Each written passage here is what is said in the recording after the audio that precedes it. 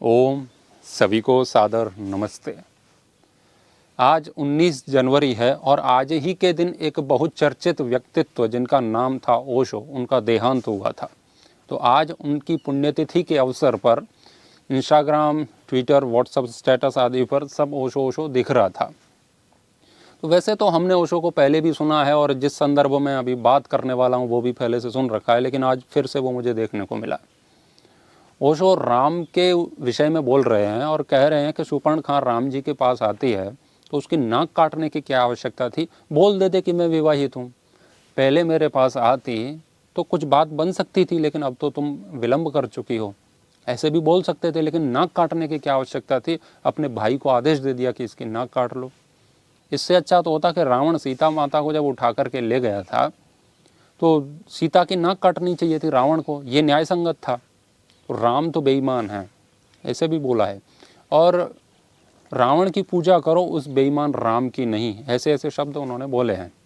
एक बात और कह रहे हैं कि सातवलेकर जी ने सिद्ध किया है, कई पुख्ता प्रमाण दिए हैं, तथ्य दिए हैं कि माता सबरी जवान थी और राम जी का उनसे प्रेम था, एक दूसरे ढंग का, जिसे अनैतिक संबंध माना जाता है। तो सीता ने अग्नि परीक्षा दी तो राम को भी देनी चाहिए थी, क्योंकि सबरी के साथ उनके प्रेम थे। तो प्रेम प्रसंग वो गलत तरीके से बता रहे हैं। तो ओशो के विषय में मैं इतना कहना चाहूँगा कि ओशो एक ऐसी दो-धारी तलवार है, इससे आप चलाने से थोड़ा सा भी चूके तो आपकी गर्दन कटेगी और अधिकांश लोगों की कट ही जाती है।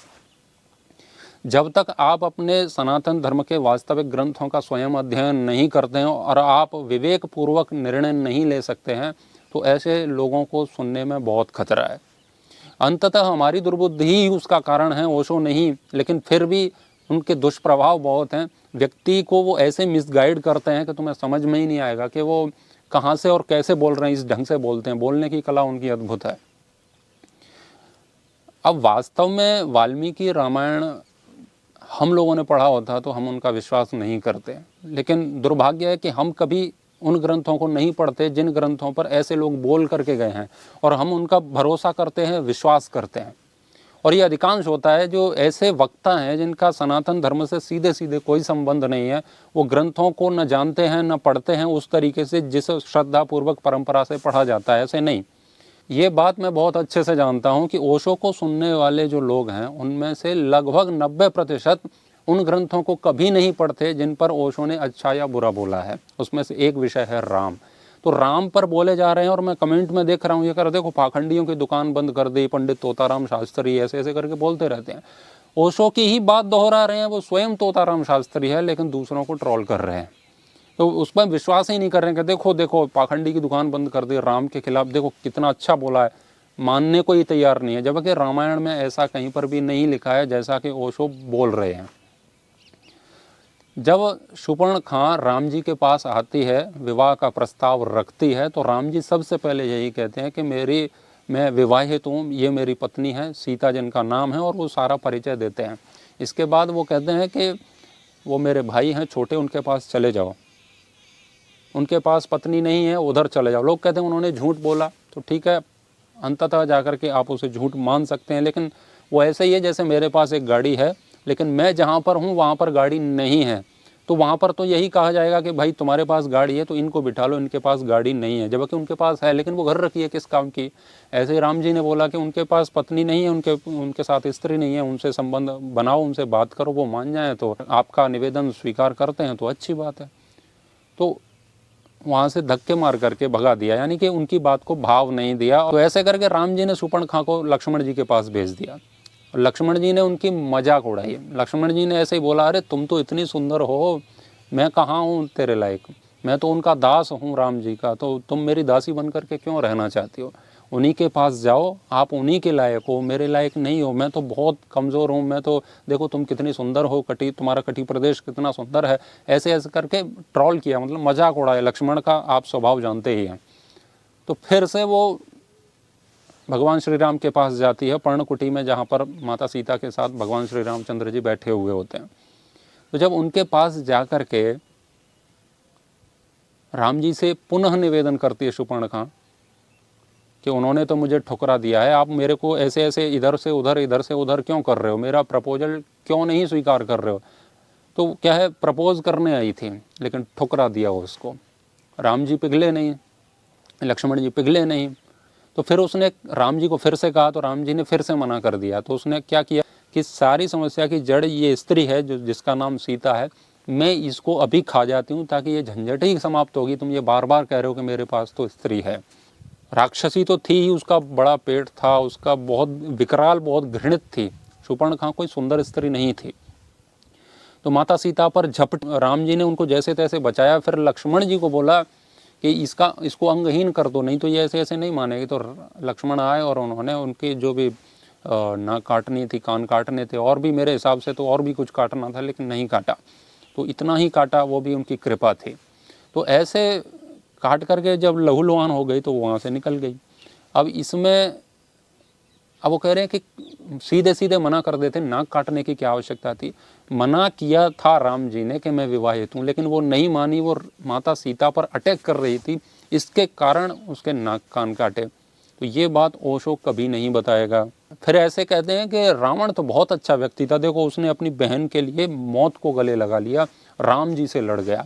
आजकल बहुत सारे रील्स ऐसे मिलते हैं देखने को जिसमें लड़कियां कहती हैं राम जैसा नहीं, मुझे तो रावण जैसा पति चाहिए, जो अपनी बहन के लिए भगवान राम से भी लड़ गया, तो ऐसा पति चाहिए, राम जैसा नहीं चाहिए। तो वो बहन के लिए नहीं लड़ा था, वो अपनी वासना की तृप्ति करने के लिए राम से लड़ा था। सीता का अपहरण उसने अपनी बहन का बदला लेने के लिए नहीं किया था। सीता का अपहरण उसने अपनी काम वासना की तृप्ति के लिए किया था, जो किसी कारण से नहीं कर पाया। इस पर मैं एक वीडियो पहले से बना चुका हूँ, दार्शनिक विचार चैनल पर, आप उसे पूरा सुन सकते हैं, प्रमाण सहित मैंने उसमें बोला है। तो शूर्पणखा झूठ बोलती है। शूर्पणखा जब अपने भाई के पास जाती है ना लहूलुहान होकर के, तो रावण पूछता है कि ये तेरी नाक कान किसने काटे, ये तेरी विभत्स दशा किसने बनाई, कौन है वो, कारण क्या है। तो वो ये नहीं कहती है कि मैं प्रपोज करने गई थी, मेरी तृप्ति इधर कहीं हो नहीं रही थी तो मैं राम जी के पास गई थी, उन्होंने मुझे ठुकरा दिया, ये बात नहीं बताई उसने।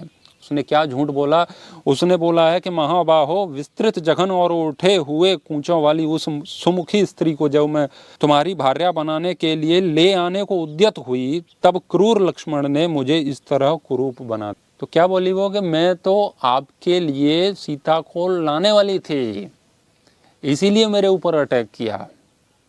ये झूठ बोला ना, लेकिन वास्तविकता क्या है, शूर्पणखा किस लिए कटी, ये मैं अभी बोल के आया हूँ पहले।